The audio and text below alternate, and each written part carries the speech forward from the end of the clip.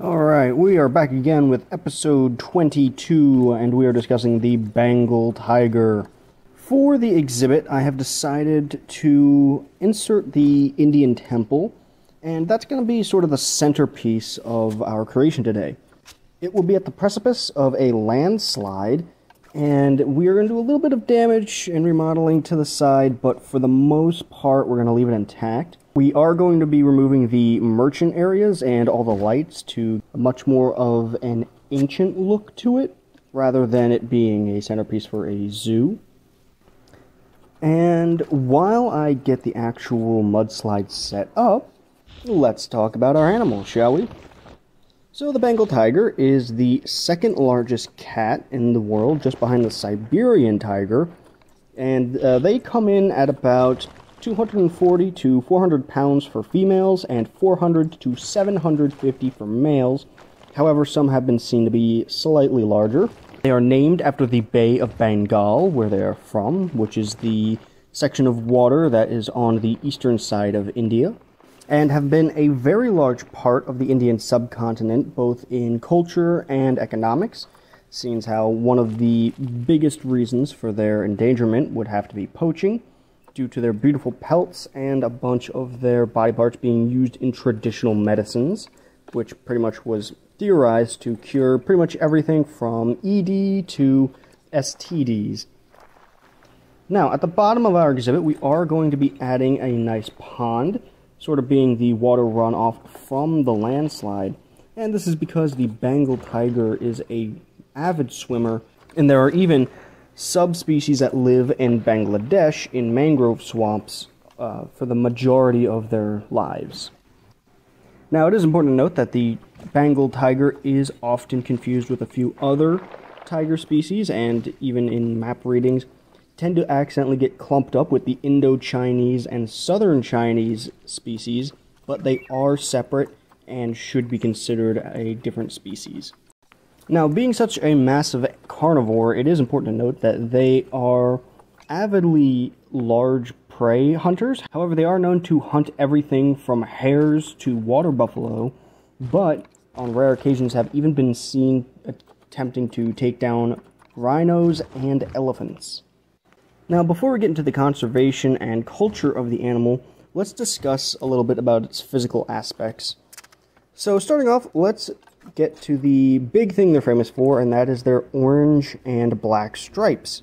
This is to aid them in hiding in tall grass from the shadows of tall grass and brush just outside of forested areas. The difference in color contrast of the grass itself and the shadows blends in very well with the black and orange stripes that the tigers have. Now, if you take a close look at a Bengal tiger, you will notice that on the back of their ears are a white spot. These spots are actually used so that they can deter predators from behind. Now that only begs the question, what could they possibly be trying to defend from? Well, quite simply, it's other tigers. While they're young, Bengal tigers are cannibalistic, as with most animals. So it's important to note that a young Bengal tiger may want to have that extra protection as it's growing up. It's actually something similar to native peoples of India have started doing by wearing masks on the back of their head so that it looks like they're facing that area. Because all large cats are instinctually predisposed to attacking something not looking at them. But let's discuss what the animal has on its side if it truly decides to take you out. Well, if you look inside the mouth of a tiger, hopefully while it's sedated and not alive, because that could be the last thing you ever see, you will find that it has some of the largest canines in the world and the largest canines of felines. Canines of felines, interesting. And they can range anywhere from 3 to 4 inches long. And, on top of having large canines, they're also known to have 30 teeth, which is less than most big cats. But past their teeth, you will find their massive tongue. Now, being the first big cat, it's important to note that there's going to be a little bit of overlap information, but might as well get out of the way now. The tongue of all big cats actually have small hook-like serrations on them. And this goes for all cats. Whether it be something as large as the tiger or as small as your house cat, every cat has this, and that is to help remove fur, feathers, and other unwanted pieces of material from an animal to be removed before eating. Now, let's say your time has finally come to an end and it has chosen to take you out. Well, it wouldn't be too much for the animal, seeing how the weight alone would be able to pin you down, and having a bite pressure of 1,050 pounds per square inch, the tiger has one of the strongest bites in the world. Now, other than just wearing a mask behind your head, what are some great ways to avoid the Bengal tiger? Well, let's start with where they're from. An animal native to the Indian subcontinent, most specifically India, Nepal, Bhutan, Bangladesh, and Tibet, they can be found in the deeper tropics, subtropic plains, and even in the mangrove swamps, as I've said before, of Bangladesh. And they had actually entered the subcontinent around 100,000 BC, which is where their subspecies had branched off at. It's also important to note that the Bengal tiger specifically consists of half of all tiger species left on Earth. And out of those half, most are actually tigers in captivity, some of which being the very rare white Bengal tiger, a partially albino species that consists of roughly 1 in 10,000 cubs. The white Bengal tiger is often used both for more attraction-themed exhibits, trying to be something more interesting to look at than a standard tiger, and was also very heavily used in circuses and carnivals in an attempt to, again, drum up business for the rare and exotic look of the animal. However, their numbers are mostly sustained through inbreeding, so there is certainly an ethical dilemma there. Speaking of possibly ethical dilemmas, let's discuss the fact that as a solitary creature, tigers need a very large amount of space to keep themselves happy and out of the way of other animals. They are solitary animals and tend to mark their territory with pheromones and usually keep that area for as long as they can unless something comes along and forces them out. While there are many areas in India and the neighboring nations, it is important to note that the majority of animal conservation centers that have to do with the Bengal tiger's natural habitat usually can't support more than 250 males per area, meaning that no matter how much they may attempt, there's only so much that can be done to aid in the growing numbers of these animals. Now, before we get to the cultural aspect of the animal, let's discuss what I'm doing here. And I am trying to do damage to the prefab, sort of giving it the illusion of being pushed and giving some damage to the structure itself.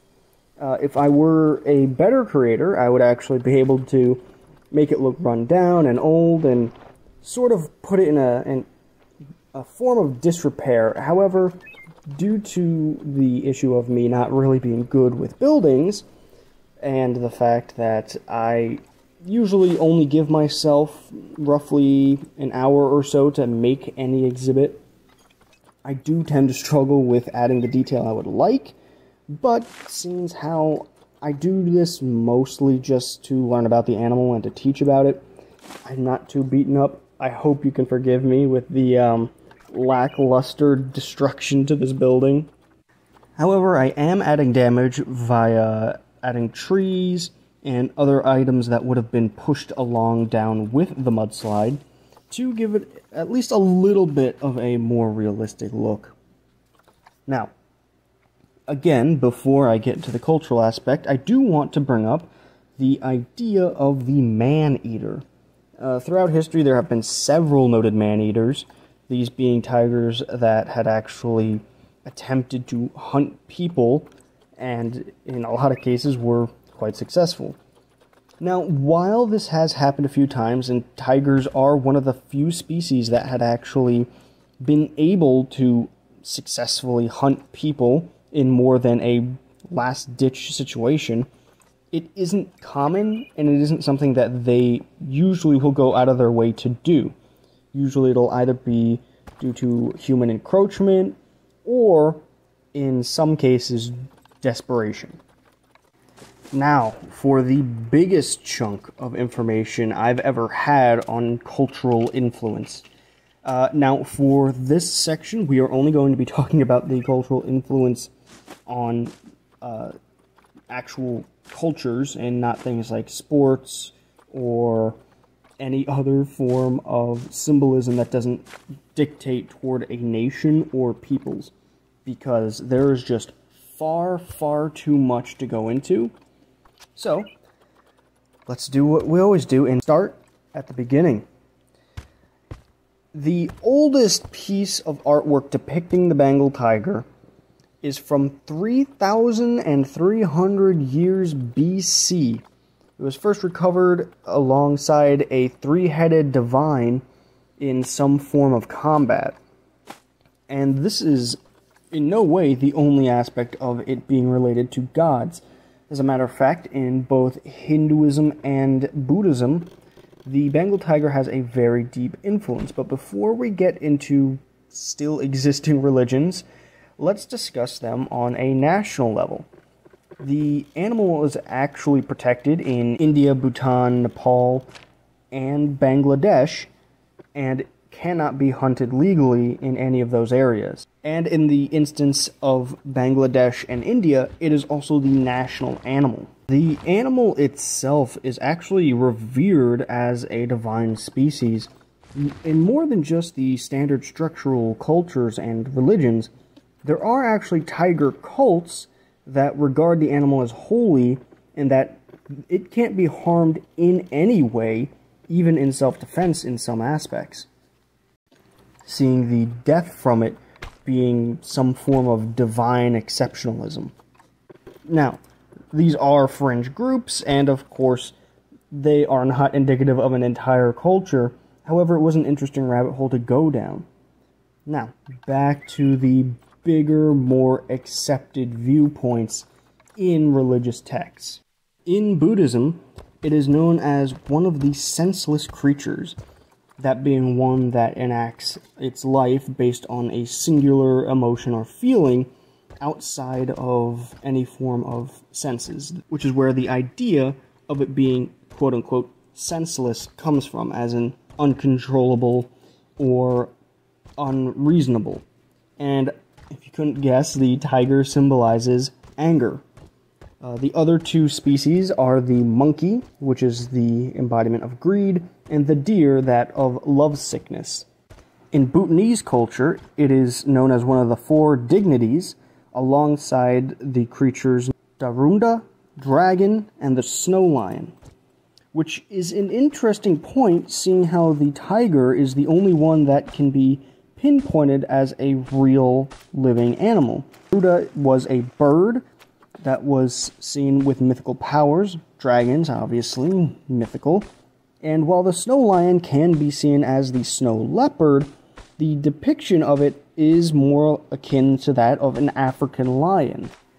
The Bengal tiger was also noted to have carried the master guru Padmasambhava from Singzedzong to Paro Taksang Monastery.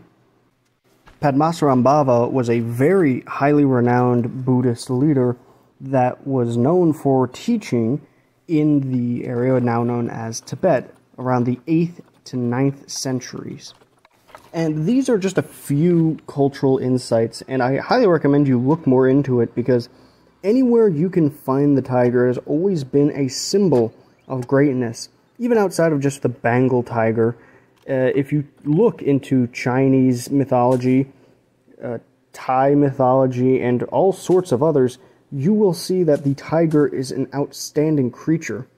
And there are even some notable ones up in the Siberian areas. However, due to the ethnic peoples being removed by the Russian incursions, isn't a lot left to really note about, unfortunately.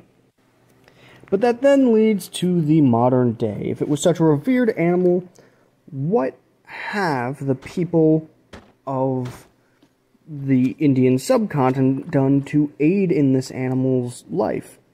Well, that all comes down starting in 1972, when the Indian Protections Act was introduced to start building national parks in India. And it also extended into the Tiger Protection Act of 1973, which specifically forbade the hunting and killing of tigers for any reason outside of regulation or defense. Today, there are many organizations that spend tons of time, money, and effort in keeping these animals protected all around the world, including some areas in the Western world where they are bred so that they can be released back into the wild. And I would like to note some of the interesting ways that the conservationists have dealt with these poachers. Some groups have used vultures in an attempt to actually sniff out dead animals. Seems how they have an amazing sense of smell and are actually extremely intelligent. That way they can find the poachers immediately once they've actually committed their crime. Some have also set up drones and go around pretty much patrolling. And others, my favorite of all the conservationists, when they find a poacher, they just kill them. They just pop them on the spot. Well, maybe there's a court hearing. It depends on where you're at, probably. But either way, as vile as it is for someone to slaughter an animal that is not only endangered, but straight up protected, and is something that cannot sustain existing. It's not like a deer or an impala where there's hundreds of thousands of them, and it's okay to take a few so that, you know, either for sport, trophy, or whatever have you.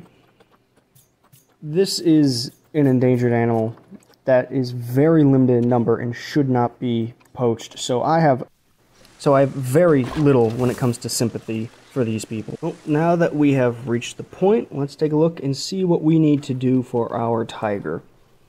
Well, as you can see, for the most part, the area is fine. Just looking for a little bit less tall grass and more along the preferable lines of more soil, more stone, and that is pretty much to be expected.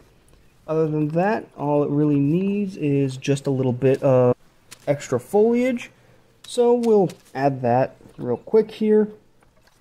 I feel I didn't add enough bamboo to begin with, so we're just going to throw some of that in there and add some lily pads. Like I said in the previous episode, it's a great tool to use to sort of give more life to the water, and honestly, I'm glad that they wanted more foliage because I think it made it look even better than it already did.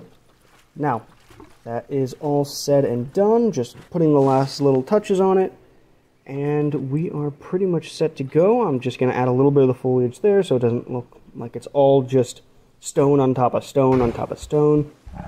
And yeah, so I hope you enjoyed the video. If you did, feel free to leave a like, comment, sub, whatever you want to do to help me out here. I do want to kind of spread the word of animal conservation and animal information. So yeah, other than that, thank you for watching. I hope to see you in the next episode where we talk about the binturong, which I think is a very interesting creature. And yeah, have a good day, go outside, love your family. Alright, goodbye.